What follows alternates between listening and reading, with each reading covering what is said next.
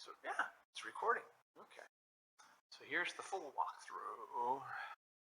Now that we are getting close to the rubber really hitting the road. So, what have we got here? Here's our backyard. Here is a back gateway. This will be gated up shortly. Here's the back side of the house. Left is bedroom, bathroom, top of the stairs. So the stairs here are hinged. The joke I use is if the place becomes unhinged again, and there is a history in the last 100 years of many events of the place becoming unhinged. Now, I'm not commenting on the likelihood that it will happen again. It's just that history has proved that to be such. History repeats itself, and if history does, we'll be able to retract the stairs, and if things are unhinged, we will be in a safer place. A friend of mine always said, Nicaragua is always safe until it's not. So anyways, this room here, this will be our utility room. So we will be hot water on this wall. Washing machine will be under here. Probably the solar inverter and generator will be here. We're planning on about 3 kilowatts worth of inverter, 4.5 or 8.5, 9 kilowatts of battery, and in this compound here, about 7 to 9 kilowatts of solar, maybe just end up at 5. I don't want the place to look like a solar farm, but I want to have enough solar so that we can do some mild air conditioning, not worry about this Norte de Sur, which is a whole discussion in itself on the problems you can get into with electricity here. But anyways, leave that for another day. And then this will be a gate. Go over to here. Again, this one, by the time we leave, will be gated. Here is our kitchen / dining room. So sink here, we got an excellent deal on a sink at Habitat for Humanity. And back when we had a shipper based out of Toronto who did about 55 gallons equivalent in almost any box you want of almost any weight for $125 US. We got that sink down here along with a pseudo commercial type faucet and a few other things. But that will be from about that outlet through this corner to just previous to that outlet.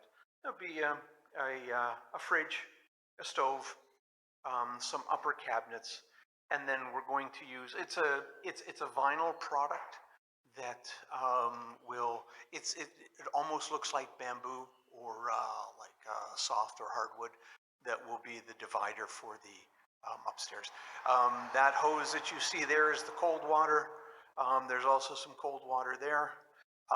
There will be another hot water line that comes across. They'll knock a hole in the wall here and run the hot water down.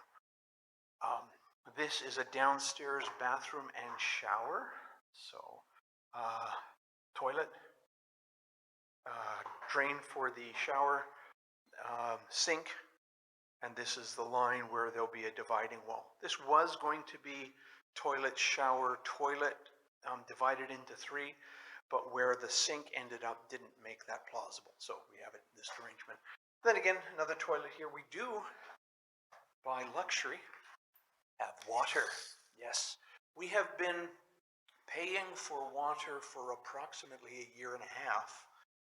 The story behind that is that the water service that was originally set for this compound was from a third-party company, and they kind of reneged on their contract.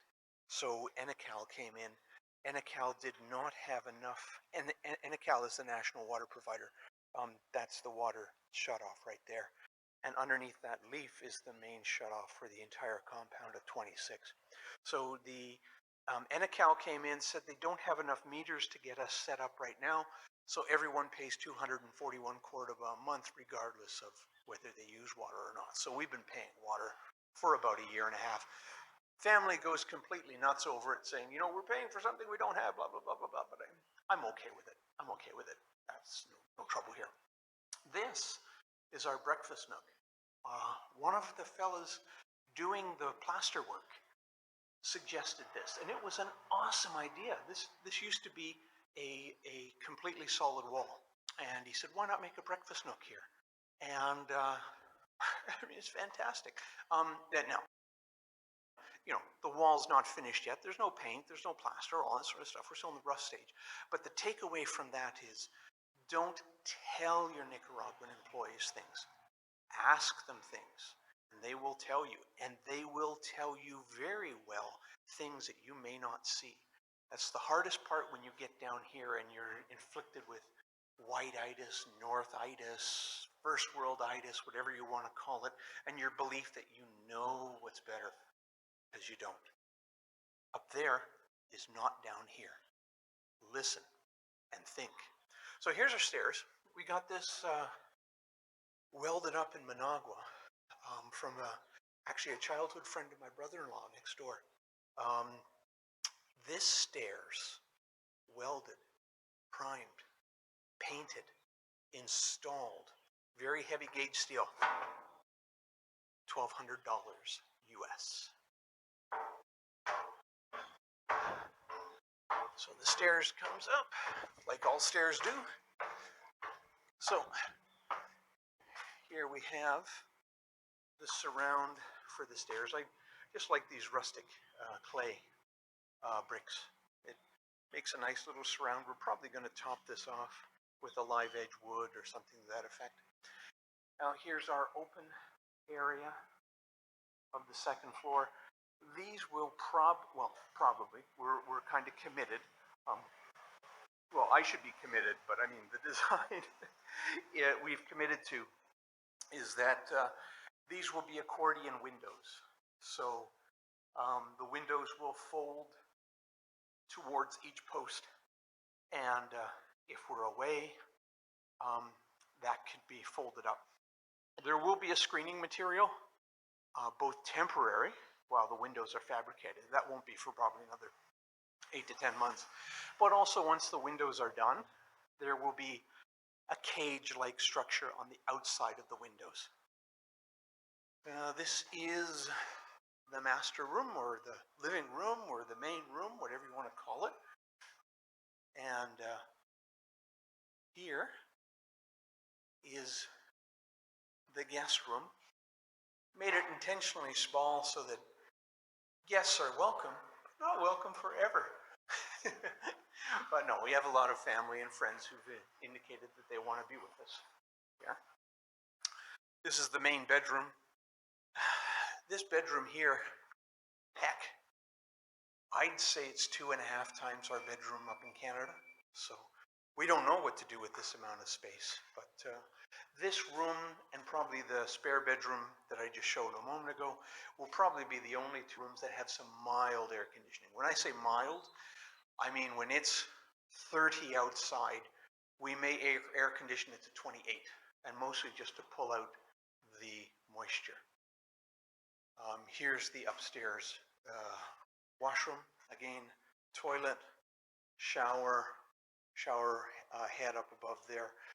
There's only one pipe sticking out, but there's 2 pipes routed, and that's where both the hot water and the cold water will be. And then again here, hot and cold water. Out in this hallway, and this area will be a little more like a common sort of, you know, maybe a set of 4 chairs and a rocker here, and some couches and maybe a TV up there. The roof here, it is your standard steel, um, or Alumimax from Ferromax. So it's an aluminum clad steel, so it should have a little more robustness. You find a lot of steel here, a lot of zinc roofs, rust. I'll show you one in a second. But we're going to have some mild insulation on this roof to stop the radiation of heat from the top once the sun comes out in the day and baking and pass right through. Again, there'll be that like vinyl roof product here or ceiling product here with some Prodex, which is like your um, stainless or not stainless, silver bubble wrap. So here you can see what happens. Oh, we got a really quiet street, as you can hear. Motorcycles here are just insane. People ask if Nicaragua is safe. It is safe if you don't drive a motorcycle. There's on average 5 to 7 motorcycle deaths a day, mostly from drunken males, usually below 30. But anyways, getting back to zinc. So that's the zinc you see um, after maybe 4 years. The zinc plating wears off and your roof becomes really rusty. The problem with the rust is that it allows the zinc to become more heat absorbent, that's the word, and then allows more radiation internally. Oh, and on the subject of heat, all of this floor is created with something called Convintec. If you see that leftover material in the corner, it's a foam with rebar or kind of like a reinforcement on either side. That is stood up on this floor with cement on either side. They sprayed it.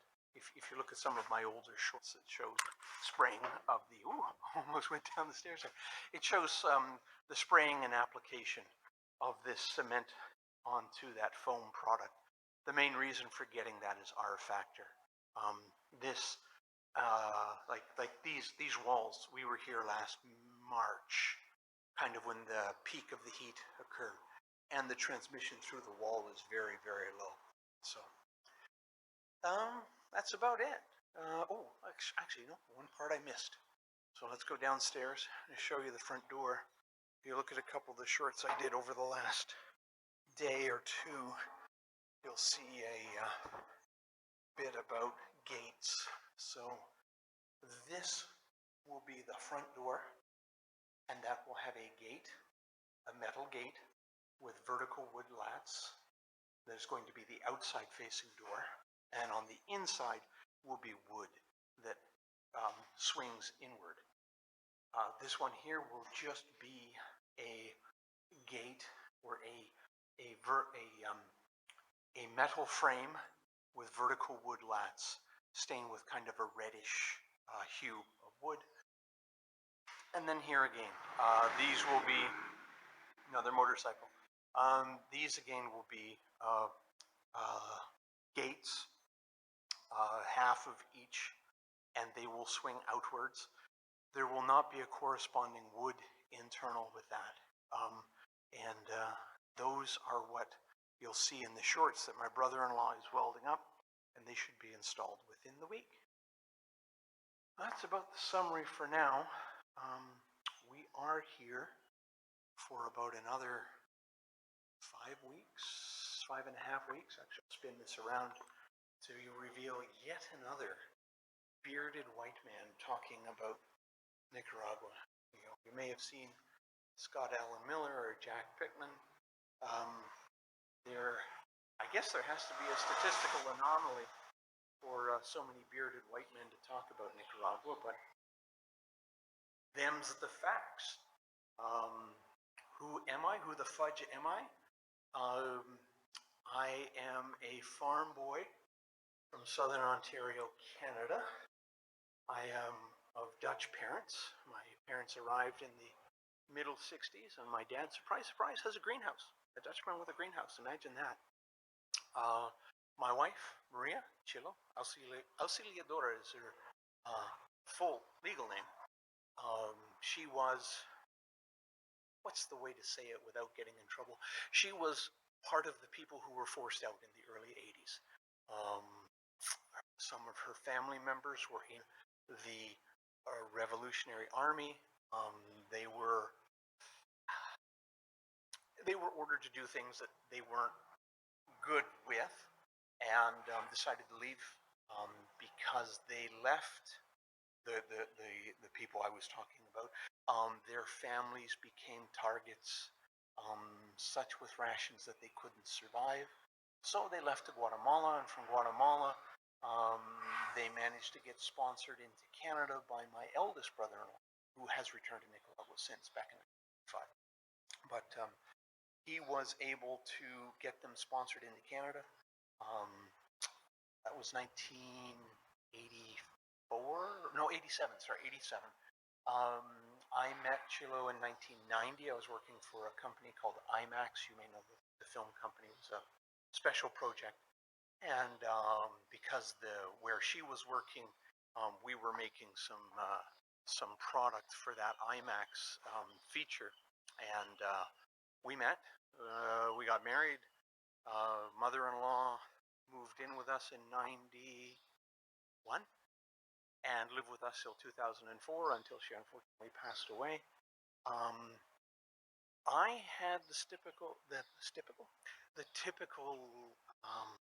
northern white guy sort of view of Nicaragua, you know, backwater, blah, blah, blah, constant war, poverty, blah, blah, blah. First time I got here was 2004. At that time, I managed to spend about a week here. Chilo and our three kids, her sister, a whole gaggle of people came down for pretty well a month. I was with them for about a week, and enjoyed it. We've been, Chilo and I and the kids every now and then, have pretty well been here, I'd say 1.5 times a year since 2004. And you know, the a bit during COVID, it was impossible to get down here, but most of that.